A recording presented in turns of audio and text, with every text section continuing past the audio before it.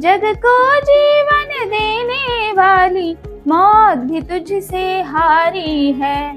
सतियों के नाम पे तुझे जलाया, मीरा के नाम पे जहर पिलाया। सतियों के नाम पे तुझे जलाया, मीरा के नाम पे जहर पिलाया। सीता जैसी अग्नि परीक्षा जग में अब तक जारी है। कोमल है कमजोर नहीं तू, शक्ति का नाम ही नारी है। जग को जीवन देने वाली मौत भी तुझसे हारी है। इल्म हुनर में दिल दिमाग में किसी बात में कम तो नहीं। इल्म हुनर में दिल दिमाग में किसी बात में कम तो नहीं। पुरुषों वाले सारे ही अधिकारों की अधिकारी है। कोमल है कमजोर नहीं तू, शक्ति का नाम ही नारी है। जग को जीवन देने वाली मौत भी तुझसे हारी है। बहुत हो चुका अब मत सहना, तुझे इतिहास बदलना है। बहुत हो चुका अब मत सहना, तुझे इतिहास बदलना है। नारी को कोई कह ना पाए, अबला है बेचारी है। कोमल है कमजोर नहीं तू, शक्ति का नाम ही नारी है। भीती नामा तुझी मुळी गडगडणाऱ्या नभा, अस्मानीच्या सुलतानीला जवाब देती जिभा। सह्याद्रीचा शिव गरजतो शिवशंभू राजा, दरी दरीतून नाद गुंजला महाराष्ट्र माझा। जय जय महाराष्ट्र माझा, गरजा महाराष्ट्र माझा। जय जय महाराष्ट्र माझा, गरजा महाराष्ट्र माझा। नमस्कार, मी रायचंद्र शिंदे, स्वागत आहे तुम्हा सर्वांचं। खरं तर जागतिक महिला दिन आज साजरा होतोय आणि याच निमित्ताने आपण विविध क्षेत्रातल्या महिलांशी गप्पा मारतोय। पण आज मी गप्पा मारणार आहे महाराष्ट्रातल्या मातीतल्या सह्याद्रीच्या या सगळ्या रेंजमधल्या काही मुली माझ्यासोबत आहेत। आपल्यासोबत या सगळ्या मुली खरं तर NCC मध्ये आता सध्या त्या आहेत। करिअर म्हणून त्या पुढं काय करणार आहेत आणि स्वतःचं काय अस्तित्व त्यांचं असणार आहे भविष्यात त्यांच्या करिअरमध्ये, हे सगळं जाणून घेणार आहे। सुरुवातीला खरं तर मी या मुलींना स्वतःची ओळख करून देण्यासाठी सांगणार आहे। तुमच्या तिघींची पण ओळख सांगा। नमस्कार, मी Dnyaneshwari Raghunath Bhor, 3rd year BA मध्ये शिकत आहे। नमस्कार, माझं नाव गौरी नरेंद्र पिंपळे, मी सध्या BA सायकोलॉजी या वर्गात शिकत आहे। नमस्कार, माझं नाव गायकवाड साक्षी विजय, मी SS कॉलेज नारायणगाव या कॉलेजमध्ये BA शाखेच्या हिंदी विभागामध्ये शिकत आहे। नक्कीच, तर तुमचं तिघींचं पण स्वागत आहे। खरं तर मी आत्तापर्यंत महिला दिनाच्या निमित्ताने विविध क्षेत्रात करिअर करणाऱ्या मुलींशी किंवा महिलांशी गप्पा मारल्यात, पण आज आपण विद्यार्थिनींशी गप्पा मारतोय। खरं तर NCC म्हणजेच राष्ट्रीय छात्र सेना, पुढे जाऊन तुम्हाला NCCचा तुमच्या लाईफमध्ये किती फायदा होणार आहे आपण जाणून घेणार आहे। आपण जर पाहिलं तर ह्या एकदम ड्रेस कोडमध्ये आहेत, म्हणजे भविष्यात जाऊन जर पाहिलं तर ह्या मुली त्यांच्या क्षेत्रामध्ये करिअर करतीलच। पण आज जर आपण पाहिलं तर सध्याच्या काळामध्ये मुली स्ट्रॉंग होत आहेत, मुली वेगळ्या क्षेत्रात करिअर करत आहेत। हे सगळं करत असताना NCCचा त्यांच्या लाईफमध्ये किती फायदा होतो आहे हे जाणून घेणार आहे। खरं तर तुम्ही हे सगळं ड्रेस कोड जो आहे तो एकदम व्यवस्थित लावलेला आहे, तुमचे बॅचेस आहेत, तुमच्या छातीवरती जे काय त्याचे कोडिंग आहे ते सगळं लावलेलं आहे। काय हे सगळं महत्त्व आहे सगळं मला जाणून घ्यायचं, पण दीदी मी तुझ्याकडे पहिल्यांदा येणार आहे। तू आता नेमकं कोणत्या वर्गात शिकते आणि कोणते कोणते NCCच्या मार्फत तू राज्यभर किंवा देशभरातले कुठले कोर्स केलेले आहेत, किंवा नेमकं काय म्हणता येईल प्रेक्षकांना, कॉमन प्रेक्षकांना माहीत नाही तुम्ही नेमकं अगदी दिल्लीपर्यंतचे जे कोर्स करता, तर काय नेमकं आता तू केला, हायेस्ट कोर्स कुठला केलास? सर, मी नॅशनल कॅम्प केलेला आहे, आर्मी अटॅचमेंट कॅम्प, आणि मी सिनियर अंडर ऑफिसर पण आहे। आर्मी अटॅचमेंट कॅम्प सर आम्ही तिघी होतो त्या कॅम्पसाठी, तर तो पुण्याला होता, औंध मिलिटरी स्टेशन येथे। आणि आर्मी अटॅचमेंट कॅम्प सर नावातच हे आहे की आर्मीशी जे काही रिलेटेड आहे ते सगळं आम्हाला तिथे शिकवलेलं आहे. आणि हे बॅचेस वगैरे सगळे त्याचेच आहेत. तिथे 2 रेजिमेंट होते, मराठा लाईट इन्फंट्री आणि महार रेजिमेंट. अशा 2 रेजिमेंटमध्ये आम्हाला खूप काही शिकायला भेटलं. आर्मीचं जे रुटीन असतं, सगळं जे लाईफ असतं ते आम्ही खूप जवळून पाहिलेलं आहे. सर आर्मी लाईफ तू जगलीस, तिथं जाऊन कोर्स केलास. तू सुद्धा काय असा काय कोर्स केलेला आहे का? हो, माझा पण नॅशनल जो आर्मी अटॅचमेंट कॅम्प झाला तो आमचा तिघींचा नॅशनल कॅम्प झालेला आहे. तर जसं तिने सांगितलं की आम्ही आर्मी लाईफ पूर्ण जवळून अनुभवलं. तर आर्मीमध्ये आपण म्हणतो खूप मोठ्या प्रमाणामध्ये की आपल्याला खडतर प्रवास असतो असं आपल्या खूप लोकांना वाटतं की आर्मीमध्ये जात नाही. पण ज्यावेळेस आपण आर्मीमध्ये जातो किंवा त्या लोकांचं जीवन जवळून अनुभवतो त्यावेळेस असं वाटतं की खरंच आर्मीमधला लाईफ खूप छान आहे. म्हणजे आपल्या भारत देशाचं किंवा आपल्या महाराष्ट्राचं देशाची रक्षा करायला भेटते तिथं. येस येस, म्हणजे आर्मी लाईफ काय आहे हे NCC मध्ये त्याचे काही धडे गिरवायला मिळतात. पुढे जाऊन तुम्ही आर्मीमध्ये जर भरती झालात तर त्याचा नेमका प्रवास कसा असतो पाहायला मिळतो. मी साक्षीकडे येतो. साक्षी, तू पण कुठला कोर्स केलास नेमका NCCचा? किती? मी पण आर्मी अटॅचमेंट कॅम्प केला आहे. मी आता 2nd इयरला आहे NCC मध्ये. तर तिथे गेल्यानंतर आम्हाला सर्व आर्मीशी रिलेटेड गोष्टी शिकवल्या. रायफल्सबद्दल त्यांनी आम्हाला ट्रेनिंग दिले. त्यांच्या असणारे तिथं असणारे म्हणजे त्या ठिकाणी असणाऱ्या विविध गोष्टींचं आम्हाला नॉलेज त्यांनी त्या कॅम्पमध्ये दिलं. त्याचबरोबर तिथले असणारे रुटीन डेली रुटीन त्यांचे असणारे विविध गोष्टींबद्दल आम्हाला त्यांनी माहिती सांगितली. खरं तर तुम्ही सगळ्या कॉलेज करता तुमचं आठवड्यातलं एक रुटीन ठरलेलं असेल. त्या दिवशी NCCचं तुमचं परेड होत असतील, ग्राउंडवरती बाहेरचे टीचर येत असतील शिकवायला. आर्मीबद्दल, नेव्हीबद्दल, एअरफोर्सबद्दल तुम्हाला ही सगळी माहिती दिली जात असेल. पहिल्यांदा तुम्ही NCC मध्ये का आलात? म्हणजे का वाटलं NCC करावं? कारण थोडं खडतर असतं, स्ट्रगल असतं, ड्रिल असते, घामाघूम होता उन्हातानामध्ये. कॉमन मुली म्हणतात नको त्या याच्यामध्ये. तुम्ही का आल्यात तिघी पण एकीकडनं जाणून घ्यायचं? तू का आलीस? म्हणजे तुला का वाटलं NCC मध्ये जॉईनिंग व्हावं आणि अभ्यासावा याचा काय परिणाम होतो का? सर सगळ्यात पहिलं तर अट्रॅक्शन, आर्मीबद्दलचं जे अट्रॅक्शन असतं ते मला पहिल्यापासून होतं. आणि युनिफॉर्म पाहिलं की असं वाटायचं की NCC मध्ये गेलंच पाहिजे आणि ते सगळं शिकलंच पाहिजे. आणि NCC मध्ये आर्मीबद्दल सगळं शिकवतात, त्यासाठीच मी खरं तर NCC मध्ये आले. NCCचा मोटोच आहे की युनिटी आणि डिसिप्लिन जे काही आता मी जगते सगळं मला NCC मुळे मिळालं. टायमिंगवर उठणं असेल किंवा आपल्या सगळ्या गोष्टी टायमिंगवर करणं ते सगळं मला NCC मधून मिळालं, आर्मीच्या लाईफमधून मिळालं. म्हणून मी खरं तर NCC मध्ये आले. आणि NCCचा खूप मोठा इम्पॅक्ट माझ्या लाईफमध्ये आहे असं मला वाटतं. पुढे जाऊन तुला NCC काय फायदा ते पण मी विचारणार आहे. पण मी नंतर तुझ्याकडे येतो. तुला काय नेमका फायदा झाला? का वाटलं यावं सुरुवातीला NCC मध्ये? ज्यावेळेस मला आठवतं की 11वी 12वीला ज्युनियर कॉलेजला ज्यावेळेस मी यायचे त्यावेळेस खूप साऱ्या मुलांना मी शनिवारी किंवा अदर डेला मी येताना बघायची वर्दीमध्ये. तर मला प्रश्न पडायचा की हे मुलं नक्की म्हणजे असं आधी माहीत नव्हतं, हे NCC बद्दल काहीच माहीत नव्हतं. असं वाटायचे वर्दी घालतात ते, पोलिसांचा ड्रेस घालतात ते. तर मग मला त्याच्याबद्दल जास्त वर्दीविषयी अट्रॅक्शन वाटलं. तर मग मी आमच्या आजूबाजूचे 1-2 जे पोलीस आमचे दादा आहेत तर त्यांना मी विचारलं की हे सगळं कसं आहे. तर मग त्यांनी मला समजून सांगितलं की ज्यावेळेस तुम्ही सिनियर कॉलेजला जासाल तर 3 वर्षाचं NCCचं असतं B आणि C सर्टिफिकेट. तर मग त्याच्यासाठी तुम्हाला आधी ग्राउंड सिलेक्शन असतं, त्याच्यात काय रनिंग ट्रॅक वगैरे असतं, तर तिथून तुमचं सिलेक्शन होतं. तर मला आठवतं की मग त्यावेळेस जे समजलं की ह्या दिवशी सिलेक्शन आहे, मग त्या दिवशी आम्ही सगळेजण आलो. आणि ज्यांच्यामध्ये खरंच ती करण्याची क्षमता आहे, जे NCC मध्ये 3 वर्ष करू शकतात किंवा त्यांच्याकडं टाईम मॅनेजमेंट आहे किंवा त्यांच्याकडे शरीरयष्टी का ते आर्मीमधलं लाईफ किंवा ते अनुभवू शकतात.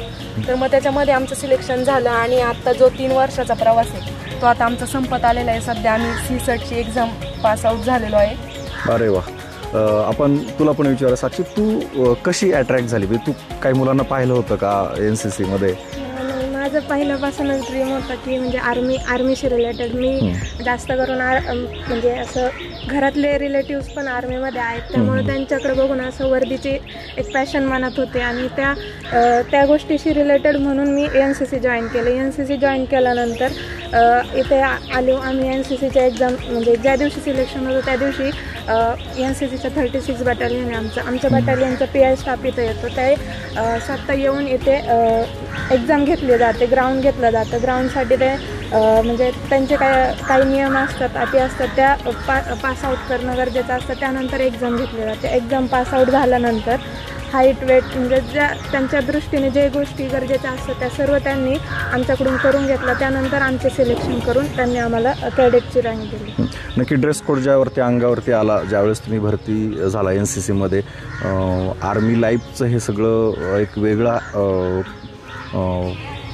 ड्रेस कोड असल्यामुळं एक वेगळी उर्मी असते, ऊर्जा असते. तुम्हाला पुढं जाऊन स्वयंशिस्त असेल किंवा स्वतःचा एक वेगळा कॉन्फिडन्स बिल्ड करण्यासाठी या सगळ्या गोष्टीचा फायदा होणार आहे. मी पुन्हा एकदा ज्ञानेश्वरी तुझ्याकडे येतो. मला सांग, तुम्ही तिघी पण सेकंड किंवा थर्ड इयरला शिकत असाल, लवकरच तुमचं ग्रॅज्युएशन पूर्ण होईल.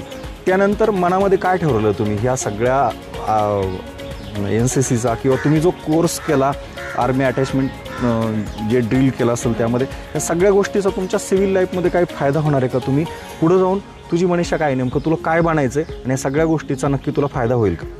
नक्कीच सर, फायदा 100% होईल. सर मी आत्ता गव्हर्नमेंट एक्झामसाठी प्रिपरेशन करते आहे, कॉम्पिटेटिव्ह एक्झामसाठी, आणि त्याचा नक्कीच फायदा होईल. आणि तसंच NCCचं C सर्टिफिकेट आहे, ते क्वालिफाय झाल्यानंतर, पास झाल्यानंतर SSB इंटरव्ह्यू असतो, जे की NCC कॅडेट्ससाठी स्पेशल एंट्री असते, म्हणजे रिटर्न एक्झाम नसते त्यासाठी, आणि डिरेक्टली इंटरव्ह्यूसाठी आम्ही क्वालिफाय असतो. तर त्या इंटरव्ह्यूसाठी मी ट्राय करणार आहे SSB इंटरव्ह्यू म्हणून, जेणेकरून त्या इंटरव्ह्यू क्लिअर झाल्यानंतर डिरेक्टली आर्मी एक्झामसाठी आम्ही क्वालिफाय होतो आर्मीत जाण्यासाठी, आणि त्यासाठी मी ट्राय करणार आहे. तर त्या सर्टिफिकेटचा मला नक्कीच फायदा होईल. आणि मी MPSCचा अभ्यास करते, त्यासाठीही मला नक्कीच फायदा होईल. इंटरव्ह्यूसाठी C सर्टिफिकेट असल्यानंतर तेही मला त्याचा नक्कीच फायदा होईल सर. फर्स्ट प्रायोरिटी तुझी कशासाठी असतं, आर्मीमध्ये की इतर MPSC थ्रू इतर एक्झाम देऊन? सर आर्मीमध्ये. का आर्मी सर? कारण मी ती लाईफ जगली ऑलरेडी NCCमध्ये असल्यामुळे. मी आर्मी अटॅचमेंट कॅम्प केला, त्यातच मी आर्मीशी सगळं पाहिलेलंच आहे ऑलमोस्ट, की त्यांचं लाईफ कसं असतं, रुटीन काय असतं, वेपन ट्रेनिंग वगैरे ते सगळं अनुभवलं. त्यामुळे इतकं मी अट्रॅक्ट झाले की आर्मीत जाणं हेच माझं गोल आहे, आणि SSB इंटरव्ह्यूसाठी मी ट्राय करणार आहे. त्यासाठी आर्मीत भरती झाल्यानंतर तुला कुठल्या पोस्टला काम करायला आवडेल आणि त्यानंतर त्याचा फायदा तुला कसा होणार आहे? तुझ्या कुटुंबात कोणी आर्मीमध्ये आहे का? नाही सर, कोणी नाही आहे कुटुंबात आर्मीमध्ये. माझे वडील शेतकरी आहेत, आणि त्यामुळेच मला असं वाटतं की पहिलं पाऊल मी उचललं पाहिजे आर्मीत जाण्यासाठी, कारण मी आधी ती लाईफ पाहिलेली आहे सोल्जरची, त्यामुळे मला त्याबद्दल अट्रॅक्ट. त्यासाठी स्ट्रगल खूप करावं लागणार आहे आर्मीमधल्या कुठल्या पण क्लासला पोहोचण्यासाठी. जसं एखाद्या गोष्टीपर्यंत पोहोचायला स्ट्रगल खूप असतं. हे स्ट्रगल करण्याची तयारी तुझी आहे का? आणि तू किती तास आता सध्या तुझ्या कॉलेज लाईफमध्ये पण अभ्यास करते, आणि आर्मी भरतीसाठी तुला कोण गाईड करते सध्या, भविष्यात जर तुला क्लासमध्ये अधिकारी बनायचं तर? सर आहेत आमचे, सर पण गाईड करतात, आणि PI स्टाफ म्हणजे जे बटालियनचे असतात ते सुद्धा SSB इंटरव्ह्यूसाठी ते गाईड करतात. त्यांना जर आपण सांगितलं की C सर्टिफिकेट आम्ही क्वालिफाय झालेलो आहोत आणि त्यासाठी आम्हाला गायडन्स हवा आहे, तर ते पण गाईड करतात. आणि ऑनलाईन जे काही असेल गायडन्स तो सर.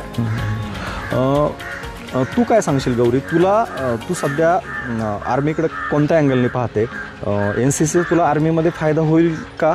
आणि पहिल्यांदा तू नेमकं आर्मीमध्ये जाण्यासाठी प्रयत्न करणार आहेस की इतर गोष्टीमध्ये तुला NCCचा फायदा होणार? नक्कीच मला वाटतं की मी ज्या क्षेत्रात जाणार आहे आर्मी क्षेत्रात, NCCचा त्या ठिकाणी मला असं वाटतं की नक्कीच फायदा होईल. पण मला असं वाटतं की NCC ही माझी फर्स्ट प्रायोरिटी असेल, आणि त्यानंतर त्या व्यतिरिक्त मी आता सध्या जे खेळते म्हणजे माझा गेम व्हॉलीबॉल आहे, तर मी आपली सावित्रीबाई फुले पुणे विद्यापीठामध्ये मुलींचा जो संघ आहे त्याच्यामध्ये मी खेळते. आणि आत्ताच नुकत्या झालेल्या 26व्या आंतरविद्यापीठ जी महाराष्ट्राची स्पर्धा होती त्याच्यामध्ये आपल्या पुणे विद्यापीठाला गोल्ड मेडल मिळालं आहे. तर मला वाटतं की मी खेळामधूनही माझं करिअर करू शकते. जे मला सर्टिफिकेट वगैरे मिळालेत नॅशनलचे, त्याच्यामधून जे MPSC UPSCसाठी जे स्पोर्ट्स कोटा असतात त्यासाठी मी सध्या प्रिपरेशन करते. आणि मला वाटतं की नक्कीच जे मी माझ्या आईवडिलांनी जे काही अनुभवले किंवा जे आयुष्य जगलेत, मला त्याच्यात काहीतरी सुधारणा करायची आहे. नक्कीच त्यासाठी मी. तुझे आईवडील नेमके काय करतात? घरातलं कोणी क्लास 1 अधिकारी आहेत? नाही, तेच माझं स्वप्न आहे की माझ्या घरातला आजपर्यंत कोणी क्लास 1 अधिकारी झालं नाही किंवा त्या क्षेत्राकडे कोणी गेलं नाही. तर मला असं वाटतं की मी आमच्या घरातली पहिली मुलगी असेल की जी खेळामध्ये म्हणजे सर्व. स्पोर्ट्समनशिप तुझ्यामध्ये आहेच, पण याचा NCCचा तुला फायदा कसा होणार आहे? तर मला NCCचा त्याचा असा फायदा होतो की आपली जी शारीरिक क्षमता आहे किंवा जे आपलं आपण म्हणतो जो स्टॅमिना वगैरे ते NCC मधून आपलं येस त्यातून वाढणार आहे. हा, ते ग्रो अप होतोय पूर्ण. किंवा मग जे स्पोर्ट्समध्ये आपण म्हणतो की काही म्हणजे त्रास वगैरे होतो ते काही होत नाही पूर्ण. आपली जे बॉडी मुळातच तू स्पोर्टमन आहेस आणि आत्ता तुला NCCचा पण फायदा होणार आहे. पण तुझं नेमकं स्वप्न क्लास 1 अधिकारी बनताना किंवा इतर जॉबमध्ये तुझं पहिलं प्रायोरिटी कशाला असणार आहे? पोलीस असणार आहे का इतर कुठल्या क्षेत्रात असणार आहे? काय नेमकं? नाही, माझी पहिली प्रायोरिटी क्लास 1 अधिकारी त्याच्यासाठीच असणार आहे. आणि त्याच्यासाठी मला जाणं सोपं का वाटतंय तर जे काही मी स्पोर्ट्स आता खेळते ते माझ्याकडे सर्टिफिकेट वगैरे आहे. तर MPSCसाठी आपल्याकडे जो स्पोर्ट्स कोटा असतो तर त्याच्यामध्ये आपलं लवकर सिलेक्शन होते किंवा त्याचं मेरिट वगैरे कमी लागतं. तर मग मी 1 by 1 जे आपलं 2 सगळं स्टेबल ठेवलं, NCC पण स्पोर्ट्स पण आणि जे माझं काही अकॅडमिक जे शिक्षण आहे ते पण मी चालू ठेवलेलं. म्हणजे मी तिन्ही बॅलन्स करून पूर्ण आता ग्रो. यासाठी तुला गाईड कोण करते सध्या? मला सध्या गाईड पहिलं तर झालं तर मी स्वतःमध्ये जी काही माझी जी क्षमता आहे तर ती मी खचून देत नाही. जरी प्रत्येकाच्या आयुष्यामध्ये यश अपयश या गोष्टी येतच राहतात, पण खचून गेलं नाही पाहिजे. कारण जर आपण खचून गेलो तर आपण पुढच्या पायरीवरती किंवा जे आपले यश जवळ आले त्याच्यापर्यंत आपण पोहोचू शकत नाही. माझे आई वडील मला असं वाटतं की ते माझे सगळ्यात मोठे जे स्रोत आहे तर ते असणार आहेत. कारण ते मला कधीच कोणत्याच गोष्टीला म्हणजे विरोध करत नाही. कारण त्यांना माहिती की त्यांची मुलगी जे पण काही करणार आहे ते उच्च लेवलचं किंवा टॉपचंच करणार आहे. तर त्यासाठी मला ते खूप जास्त गाईड करतात असं. नक्कीच. तू काय सांगशील? तू सध्या कॉलेज करता तुझं कॉलेज पण पूर्ण होईल, पुढे जाऊन फर्स्ट प्रायोरिटी आर्मी असेल की नंतर इतर MPSC UPSC किंवा इतर थ्रू तुला, आणि नेमकं काय स्वप्न पाहिलं तू का त्या ठिकाणीच मला जायचं? माझी पण फर्स्ट प्रायोरिटी आर्मीच असेल. कारण की मी आत्तापर्यंत म्हणजे मी एक्झाम पण दिलेल्या आहेत, स्टाफ सिलेक्शन वगैरे अशा एक्झाम पण दिलेल्या आहेत. आणि त्यामध्ये मला NCCचा फायदा आहे की कारण की NCCमुळे आम्हाला तिथे मार्क्स पण वाढून मिळतात. NCCचे काही पर्सेंटेज असतात ते वाढून भेटतात तिथं. आणि त्याचबरोबर म्हणजे NCCमुळे मला त्या एक्झामसाठी जे आमचं मेरिट लागतं त्या मेरिटमध्ये आमचे मार्क्स वाढून मिळाल्यामुळे आम्हाला जे म्हणजे इतर मुलांच्यापेक्षा आम्हाला तिथं जास्त प्राधान्य दिलं जातं. तू कुठल्या कुटुंबातून आहे? तुझ्या घरातले काय करतात? तुझ्या घरातलं कोणी प्रशासनामध्ये आहे का? आणि हे अट्रॅक्शन कसं आहे तुझं नेमकं? घरात तुला मदत कशी होते या सगळ्या याच्यामध्ये?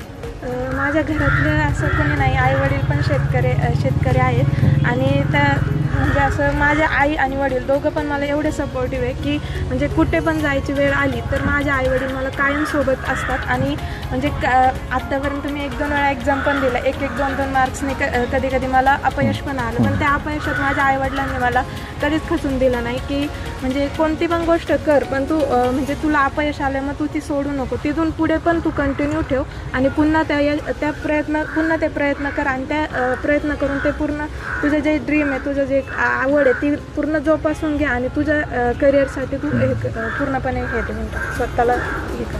खरं तर आपण तुमच्याशी गप्पा मारतोय, पण मला पुढे जाऊन असं विचारायचं का NCC मध्ये असताना जे कॅम्प करता तुम्ही वेगवेगळे, तर हे कॅम्प करताना काही संस्था असतील मोठ्या, त्या ठिकाणी तुम्ही गेला असेल किंवा ट्रेनिंग घेतलं असेल, तर अशी कोणती संस्था तुला भावली, आवडली त्या ठिकाणी गेल्यानंतर? त्याबद्दल काय सांगशील तू? Sir, national army attachment camp जो आम्ही केला त्यात आम्हाला NDAला व्हिजिट द्यायला नेलं होतं तिथल्या स्टाफने.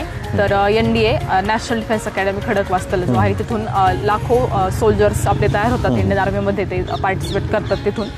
तर संपूर्ण NDA त्यांनी आम्हाला दाखवलं. तर ते पाहून अगदी इतकं आर्मीबद्दल अजून अट्रॅक्शन वाटलं की खरंच काही लाईफमध्ये करायचं आहे तर फक्त सोल्जरच व्हावं असं वाटलं. कारण त्यांचं डिसिप्लिन आम्ही पाहिलं, खूप कॅडेट खूप डिसिप्लिनमध्ये होते आणि त्यांनी डॉक्युमेंटरी पण दाखवली आम्हाला की कसे कॅडेट्स NDAमध्ये पार्टिसिपेट होतात, तिथून कसे सोल्जर्स बनतात, त्यांचं ट्रेनिंग काय असतं, किती खडतर प्रशिक्षण त्यांना तिथून घ्यावं लागतं, ते सगळं आम्ही पाहिलं. आणि माझा खूप चांगला अनुभव होता NDAबद्दलचा. तिथे गेल्यानंतर वाटलं असेल का आपण सुद्धा अशा संस्था आहेत देशभरामध्ये, तिथं जर शिकायला मिळालं, तिथं राहायला मिळालं तर नक्की अजून काही बऱ्याच गोष्टी, कारण ह्या गोष्टी सगळ्या आपल्या ग्रामीण भागात किंवा इतर ठिकाणी नसतात. दीदी, तू काय सांगशील? तुझा काय अनुभव आहे आणि कसा एकूण? माझा आर्मी अटॅचमेंट कॅम्प बद्दलचा अनुभव खूप छान होता. तर ओव्हरऑल आमचा 10 दिवसाचा तो नॅशनल कॅम्प होता. तर मला असं वाटतं की जे 10 दिवसामध्ये आम्हाला जे काही ट्रेनिंग दिलं किंवा त्यांनी जे काही लेक्चर्स घेतले, आमचे जे काही व्हिजिट्स केल्या, तर त्याच्यामधून लास्ट डेला त्यांनी रिटर्न एक्झाम घेतली आणि वेपन ट्रेनिंगची एक्झाम घेतली. तर ओव्हरऑल ज्या दिवशी आमचा कॅम्प संपणार, आमचं जे प्राइज डिस्ट्रीब्युशन होतं कॅम्प सर्टिफिकेटचं, तर त्या दिवशी रिझल्ट रिव्हील होणार होता. तर कोणतंच असं वाटलं नव्हतं की आपल्या ग्रामीण भागातल्या मुलींचा नंबर येईल किंवा 3 रँक काढणार होते ते. पण त्या सरांनी ज्यावेळेस सांगितलं की पहिला नंबर सांगितला, मनात धाकधूक होती, आपला नंबर तर काही येणार नाही, कारण पुण्यातल्या खूप साऱ्या मुली हुशार आहेत आणि त्यांचे पण नंबर येऊ शकतात. तर सरांनी 2nd रँक सांगितला, तर ज्ञानेश्वरीचं नाव घेतलं. सगळे आम्ही आश्चर्यचकित झालो. त्याच्यानंतर सरांनी 3रा रँक सांगितला, तर 3ऱ्या रँकमध्ये माझं नाव घेतलं.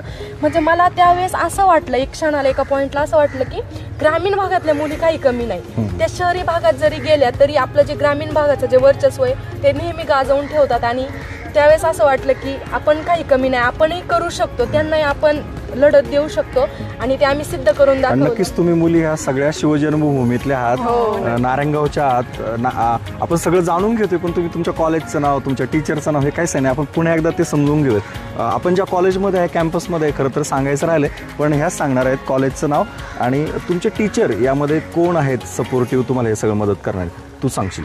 कॉलेजचं नाव arts commerce and science college Narayangaon आणि आमचे एनसीसीचे एनओ सर म्हणजेच डॉक्टर दिलीप शिवणे सर, ते आम्हाला गाईड करतात, वेगवेगळ्या कॅम्पसाठी पाठवतात.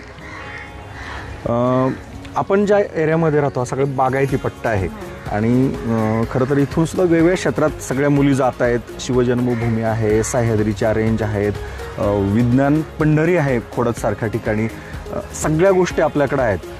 खरं तर ही मुलाखत आपण संपवतोय, पण जाताना मला तुमच्याकडनं महिला दिनाच्या निमित्ताने एक मेसेज घ्यायचा आहे. मी तुझ्यापासून सुरुवात करेल. काय मेसेज देशील? आज महिला दिन आहे, तर भविष्यातली तू या देशाची एक चांगली अधिकारी बनशील, नागरिक बनशील, जिथं तुझं करिअर असेल ते करशील, पण आज या निमित्ताने तू महिला दिनाच्या निमित्ताने काय संदेश देशील?